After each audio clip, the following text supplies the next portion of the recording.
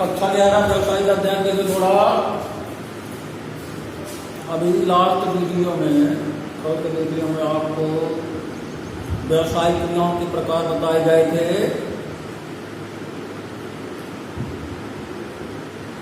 उद्योग तथा वाणिज्य था। उद्योग के प्रकार बता दिए गए थे। उद्योग को 3 भागों में बांटा गया है, प्राथमिक, द्वितीयक, तृतीयक।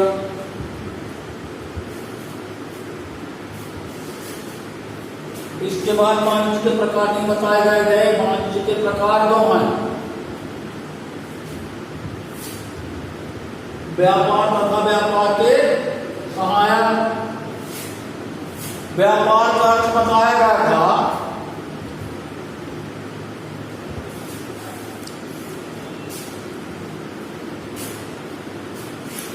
व्यापार वाणिज्य अलग अलग शब्द हैं। वाणिज्य में व्यापार तथा व्यापार के सहायक शामिल रहते हैं। सब मिला के क्या बन जाता है? वाणिज्य बन जाता है। व्यापार वस्तुओं के क्रय विक्रय का कार्य व्यापार कहलाता है। चाहे वस्तुओं का क्रय विक्रय गांव में करें, जिले में करें, प्रदेश में करें, विदेश में करें, वस्तुओं का खरीदी बिक्री का कार्य व्यापार कहलाता है। जिस रूप में वस्तुओं को क्रय करें, निर्माण करके बेचना उद्योग कहला जाता है। लेकिन जिस रूप में निर्माण न करें, क्रय करें और उसमें रूप रंग में परिवर्तन न करके हूबहू जिस रूप में है उसी रूप में बिक्री कर दें, वो व्यापार कहला जाता है। तो व्यापार को क्या है? 2 भागों में बांटा गया है, देशी व्यापार, विदेशी व्यापार। वैसे देशी व्यापार जो है मात्रा की दृष्टि से देशी व्यापार के भी 2 प्रकार। देशी व्यापार के 2 प्रकार में एक तो है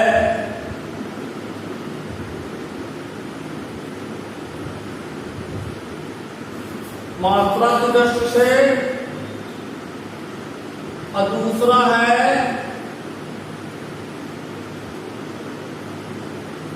क्षेत्र की दृष्टि से। अब मात्रा की दृष्टि से गिरा जाएगा, इनके भी अलग अलग प्रकार हैं।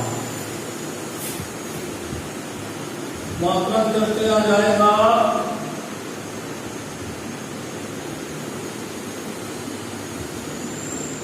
तो व्यापार,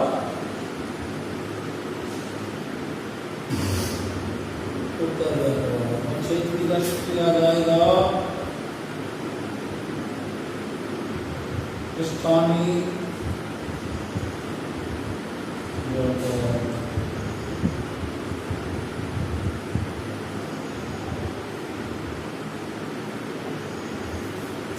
स्थानीय व्यापार,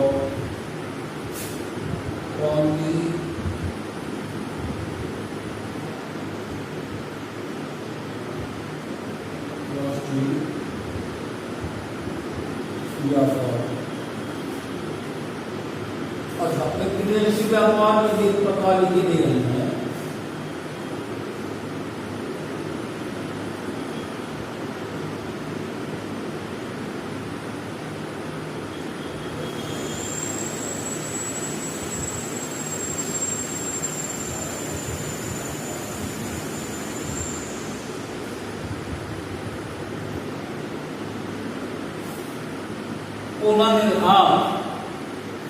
अब आज व्यापार अपना चलेगा। व्यापार को 2 भागों में बांटा गया है, देशी व्यापार और विदेशी व्यापार। अब कहेंगे देशी व्यापार क्या है? किसी भी देश की एक सीमा निश्चित होती है कि इस देश का बॉर्डर इतना है, यदि उधर चले गए तो विदेश हो जाएगा। तो देश की सीमाओं में जो वस्तुओं का क्रय विक्रय होता है एक देश की निर्धारित सीमा के अंदर, जो वस्तुओं को क्रय विक्रय होगा उसे देशी व्यापार कहते हैं। देश की सीमाओं के बाहर चाहे वस्तुएं आए चाहे वस्तुएं जाएं, चाहे क्रय का काम हो चाहे विक्रय का काम हो, वो विदेशी व्यापार कहलाता है। विदेशी व्यापार को प्रकार बाद में बताए जाएंगे। देशी व्यापार को दो भागों में बांटा गया है, मात्रा की दृष्टि से और क्षेत्र की दृष्टि। लेकिन इसकी डिटेल स्टडी आपको मात्रा के आधार पर करनी है। आगे इसके अध्याय बनेंगे, थोक व्यापार, फुटकर व्यापार, आगे अध्याय बनेंगे। क्षेत्र की दृष्टि से केवल अभी समझना बचा। मात्रा की दृष्टि से कैसे कहलाता है थोक व्यापार क्या है, फुटकर व्यापार क्या है? क्या है? हर वस्तु के बड़े बड़े उत्पादक होते हैं,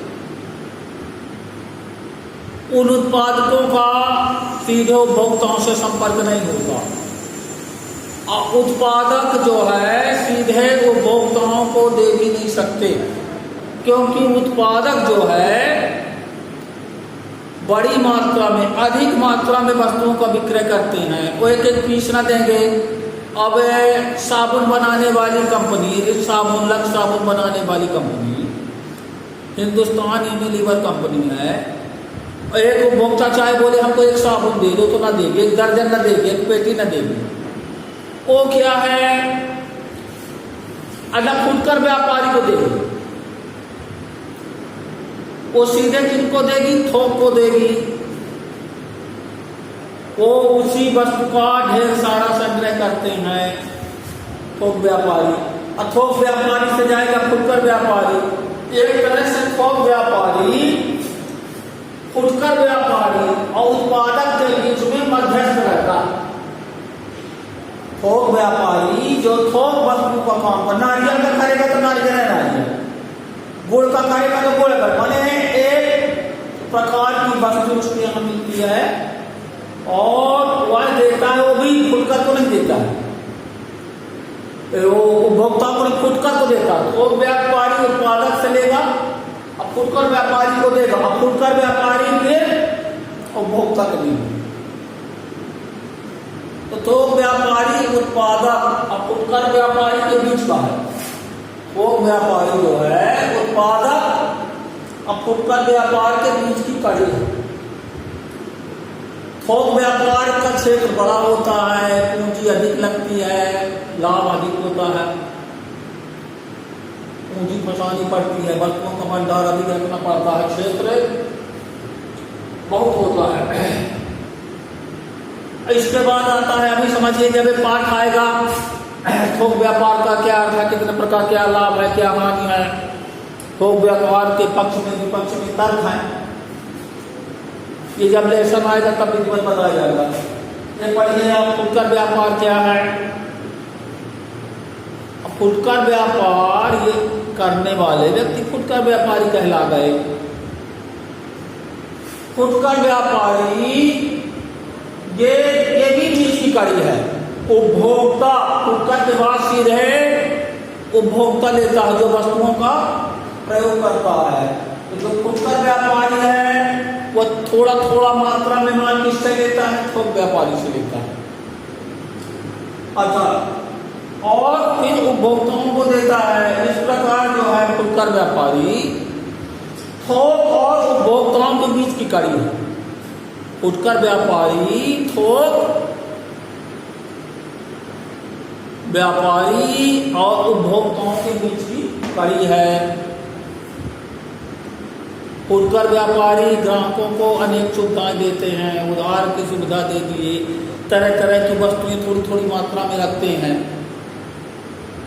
इनका जो अंतिम उपभोक्ता होता है उसके बाद वस्तु का विक्रय नहीं होता, वस्तु का प्रयोग होता है जिसके लिए बनी।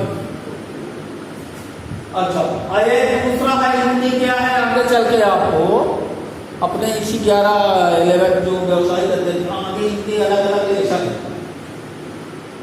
अभी तो केवल इतना जाने रहे ना, तो व्यापार क्या है, खुद का व्यापार क्या है।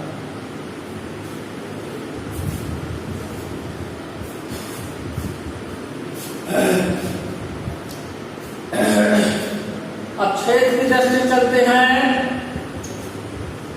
छेद की दृष्टि व्यापार को 3 भागों में बांटा गया है: स्थानीय बाजार, प्रांतीय बाजार और राष्ट्रीय थोक। स्थानीय व्यापार, बाजार शब्द आ गया, क्षमा करें थोड़ा। स्थानीय व्यापार, प्रांतीय व्यापार और राष्ट्रीय व्यापार। जिन वस्तुओं का क्रय विक्रय का काम स्थानीय को लोकल भी कहते हैं, जहां उत्पादन हो वहीं बिक्री हो, ये व्यापार क्या कहलाता है? स्थानीय व्यापार कहलाता है।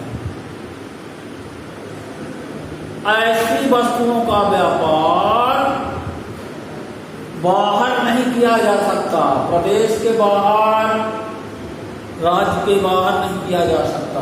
वो जिला स्तर तक में रहता है ज्यादा से ज्यादा, क्योंकि इसमें क्या है, 2 वस्तुएं आती हैं। एक तो नाशवान वस्तुएं, स्थानीय व्यापार भी। भाई कहते हैं स्थानीय व्यापारी जो है, मजबूरी है उसकी यही व्यापार, यहीं खरीदो यहीं बेचो, बाहर न ले जाने की, प्रांत में न जाने की ऐसे व्यापारी को मजबूरी है। क्योंकि स्थानीय व्यापार में नाशवान अवजनदार वस्तुएं आती हैं, जैसे दूध है, हरी सब्जी है। अच्छा, ये तो हो गई नाशवान वस्तु। अब वजनदार वस्तुएं, ईंटा है, रेत है, पत्थर है, इनका जो व्यापार है, गृह निर्माण में लगते नहीं पत्थर लगता, इनका जो व्यापार स्थानीय, क्योंकि बाहर ले जाएंगे तो परिवहन में अधिक लग जाने के कारण लागत अधिक आ जाएगी। प्रांतीय व्यापार, एक राज्य की सीमा के अंतर्गत होने वाले राज्य में रहे, जैसे मध्य प्रदेश है भर में, वो वस्तुओं का क्रय विक्रय हो, उत्तर प्रदेश हो वहीं बाहर हो, जैसा व्यापार क्या कहलाया जाता है? प्रांतीय। और सभी प्रांतों में व्यापार करने की खुली छूट। मध्य प्रदेश का व्यापारी उत्तर प्रदेश में बेचे, वहां से खरीदे, उत्तर प्रदेश का मध्य प्रदेश से, यहाँ महाराष्ट्र, जितने भी राज्य हैं, अब वो कहला जाता है, माने देश राष्ट्रीय, पूरे देश में कहीं से क्रय विक्रय करे, कोई प्रतिबंध न हो, वो कहला जाता है राष्ट्रीय व्यापार। अब चलते हैं विदेशी है तो देश के देशी व्यापार हो गया। विदेशी व्यापार को कितने भागों में बांटा गया है? 3 भागों में: आयात व्यापार, निर्यात व्यापार, पुनर्निर्यात। पुनर्निर्यात या पुनर्निर्यात भी कहते हैं, कि पुनर्निर्यात वो एक शब्द है। आयात माने होता है मंगाना, बाहर से वस्तुएं मंगाना, बाहर से वस्तुएं, विदेशों से वस्तुएं खरीदना, वो कहलाता। विदेशों से वस्तुएं खरीदेंगे अपने देश के लिए जिन वस्तुओं की जरूरत है, कुछ वस्तुओं की लिस्ट है जिनका आयात किया जाता है। अच्छा, आयात करेंगे और कुछ वस्तुओं को अपने देश से कोई भी देश बाहर भेजे, ये नहीं कि भारत देश, कोई भी देश अपने देश की सीमा से अन्य देशों को वस्तुओं का विक्रय करे, वस्तुओं को भेजे, वो कहलाता है निर्यात। और तीसरा प्रकार है विदेशी व्यापार का, पुनर्निर्यात व्यापार। पुनर्निर्यात व्यापार क्या है? विदेशों से मंगाना, आयात करना, आयातित किए हुए माल को अपने देश में उपयोग में लाना, अपने देश में बिक्री न करना, उसी मात्रा को जितना आयात किए हैं, क्रय किए हैं, अन्य किसी देश को विक्रय कर देना, वहां निर्यात कर देना, ये कहलाता है पुनर्निर्यात। और निर्यात और पुनर्निर्यात में क्या अंतर है? निर्यात में अपने देश में निर्मित वस्तु दूसरे देश को भेजी जाती है, बिक्री की जाती है, तो निर्यात कहला गया। अब पुनर्निर्यात किसी अन्य देश से वस्तुएं अपने देश में आयात करें और उस आयातित को अपने देश में खपत न करके अपने देश में न बेचें, उस पूरी मात्रा किसी अन्य देशों को बेचते, ये कहलाता है पुनर्निर्यात। ये आयात निर्यात व्यापार ये सब आगे चल के इतने देश बनेंगे, ये जितने भी पॉइंट बन रहे हैं सब आगे जाके अब यहाँ से चलेगा। व्यवसाय अध्ययन की मेरे से सामग्री चल रही है। और जो अब फिर आ गया व्यापार के सहायक, व्यापार के सहायक क्या क्या हैं उनको अब थोड़ा सा देखिए, ये बातें समझ में आ गई होंगी।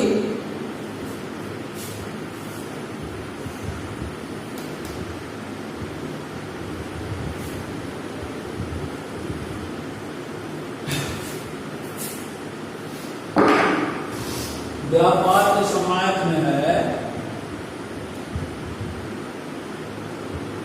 यातायात,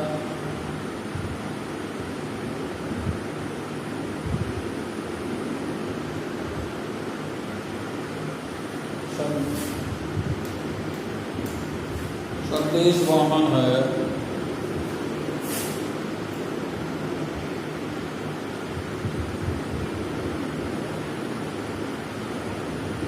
बैंकिंग सुविधा है,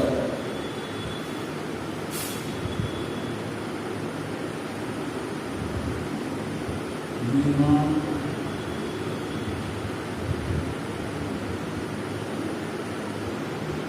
भंडारण,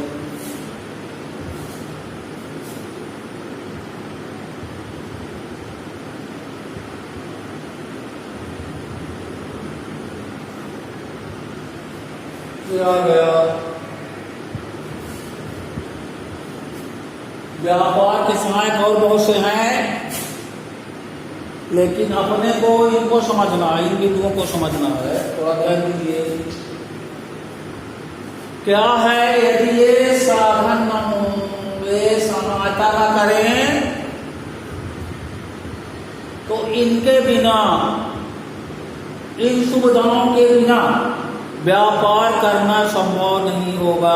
वस्तु ये निर्मित किए, निर्माण किए, बनाए, खरीदे, रखे रहे आएंगे। सबसे पहले आता है यातायात। क्या? यात्रियों को एक स्थान से दूसरे स्थान, वस्तुओं को एक स्थान से दूसरे स्थान तक ले जाने के लिए जो साधन होते हैं वो यातायात के साधन कहलाते हैं। यातायात के साधन क्या है? वस्तुओं को खरीदना है तो कैसे मंगवाएं, बेचना है तो कैसे भेजें, उसके लिए यातायात मदद करता है। यातायात का एक चैप्टर है। यातायात साधन के कितने प्रकार हैं तो आप देखते होंगे, सड़क परिवहन में जो ट्रक वगैरह चलते हैं, छोटे ट्रक, बड़े ट्रक, जो बसें चलती हैं तो वो तो यात्रियों के लिए है, लेकिन माल को खरीदने बेचने के लिए वो कहलाता है ट्रक वगैरह है, मालगाड़ी है, जल जहाज है, वो फिर साधन की गिनती में आ जाए। यातायात के साधन व्यापार में बहुत मदद करते हैं। यदि यातायात के साधन न हो तो वस्तुओं का व्यापार न हो पाएगा, क्रय विक्रय का कार्य न हो पाएगा। फिर एक यातायात का आपका चैप्टर है,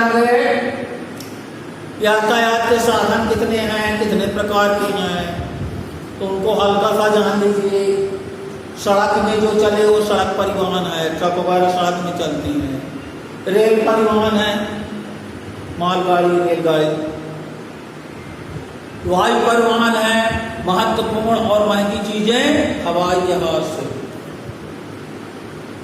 ये तुम्हारे 3 परिवहन कहलाए, सड़क परिवहन, रेल परिवहन, वायु परिवहन।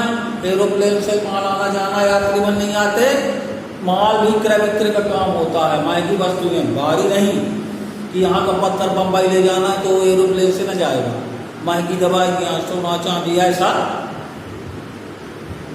कि जो क्षेत्र कम ले, एक जगह फंके और उनका मूल्य अधिक हो। जल परिवहन है, समुद्री मार्ग से बड़े बड़े युद्ध वो होते हैं, पोत कहलाते हैं, जल जहाज। उनसे क्या है, उनमें लागत कम आती है, थोड़ा टाइम जरूर लगता है, लेकिन जो भारी सामान है वो जल जहाज के द्वारा। पाइपलाइन परिवहन, एक नया परिवहन चल गया, जैसे बाहर से जो तेल वगैरह आता है, कच्चा तेल, वो बड़ी बड़ी पाइपलाइन है, 10-10 फीट चौड़ी, 20-20 फीट चौड़ी, बड़ी भारी भारी पाइपलाइनों से धकेलते हैं, यहाँ आता है, यहाँ निकाले। तो ये है यातायात का। संदेश वाहन, संदेश वाहन भी व्यापार के सहायता में बड़ा महत्व रखता है। अब क्या है, आजकल नई टेक्नोलॉजी है, उसका जमाना है। पहले क्या है, व्यापारी घूम घूम के आदेश लेते थे, क्या चाहिए क्या न चाहिए, माल मंगाते थे, यहाँ गए वहाँ गए, घूम फिर के पोस्ट ऑफिस के द्वारा, डाक के द्वारा। लेकिन आजकल क्या है, संदेश वाहन के साधन आधुनिक आ गए हैं, मोबाइल सिस्टम हो गया है, ईमेल हो गया है, कुरियर सेवाएं हैं, उनके द्वारा क्या है, संदेशों का आना जाना व्यापारिक में बड़ा महत्व हो गया है। संदेश वाहन का, संदेश वाहन को कम्युनिकेशन कहते हैं अंग्रेजी में। किसको बेचना है, कितना लेना है, ऑर्डर लेना है, ऑर्डर देना है, क्या है, घर बैठे बैठाए अपना बात कर लिए फोन। संदेश वाहन के पहले साधन थे तार में टेलीग्राम था, वो पुरानी तकनीक के कारण क्या है, वो फेल हो गया, वो बंद कर दिया गया। तार विभाग था, कहीं टेलीग्राम, कहीं आवश्यक कोई संदेश टेलीग्राम पे भेजते थे, वो भारत सरकार ने पूरी तरह से बंद कर दिया उस विभाग को। अब आजकल नए नए आ गए हैं संदेश वाहन के साधन, जो व्यापार में मदद कर रहे हैं। फैक्स मशीन है, ईमेल है, तमाम और है। बैंकिंग सुविधा, बैंकिंग एवं वित्तीय सुविधा भी एक के द्वारा मिलती है। बैंक आ जाएगा, बैंक कितने प्रकार के हैं, बैंक क्या कार्य करता है, बैंक से क्या लाभ है। व्यापार में बैंक मदद करता है, एक तो व्यापार चलाने के लिए वित्त उपलब्ध कराता है, ऋण देता है, कई प्रकार के ऋण दिया, अल्पकालीन, दीर्घकालीन, मध्यकालीन। और जो व्यापारी का धन है, जो बिक्री की राशि है, तो ड्राफ्ट द्वारा इधर उधर जाना, वहाँ डिपॉजिट करा देना, जमा करना, व्यापारियों के लिए चालू खाता खोलना, ये बैंकिंग सुविधा उपलब्ध कराता है। बैंक व्यापार में बहुत मदद करता है।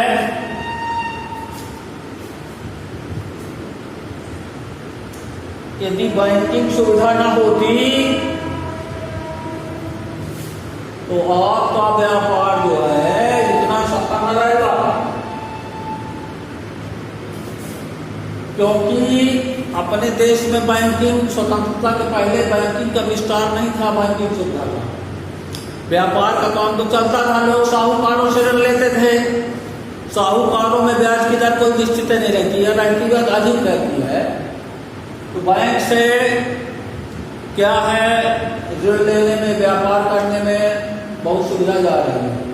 अब बड़ी बैंकिंग सुविधा का बहुत विस्तार हो रहा है। निजी क्षेत्र के बैंक भी हैं, सार्वजनिक क्षेत्र के बैंक भी हैं, उससे व्यापारियों को तरह तरह के ऋण मिल जाते हैं। फिर एक आपका आ गया बीमा। बीमा से व्यापार ज्यादा सुरक्षित हो गया है। बीमा में, व्यापार में व्यवसाय का प्रकार है, जानते हैं, व्यवसाय में जोखिम पाई जाती है, वही व्यापार भी प्रकार है। व्यापार में भी जोखिम पाई जाती है। व्यापार कर रहे हैं, चोरी हो जाए, आग लग जाए, दुर्घटना हो जाए, तो आदमी क्या है कि यदि कोई घटना घट गई तो कौन है जिम्मेदार उसका, तो कुछ राशि दे के, कुछ प्रीमियम दे के बीमा कंपनी से बंद हो जाता है। यदि भविष्य में कोई घटना घटी, यदि बीमा है तो क्षतिपूर्ति का जो क्षति हुई उसका भुगतान, क्षतिपूर्ति का भुगतान बीमा कंपनी व्यापारी को कर देगी। या बीमा का पाठ आएगा, बीमा क्या है, बीमा से क्या लाभ है, कितने प्रकार का बीमा होता है, क्या सिद्धांत बीमा से, ये पाठ चलेगा। इसी प्रकार भंडारण है, भंडार गृह कहलाते हैं। भंडार गृह का क्या रोल है,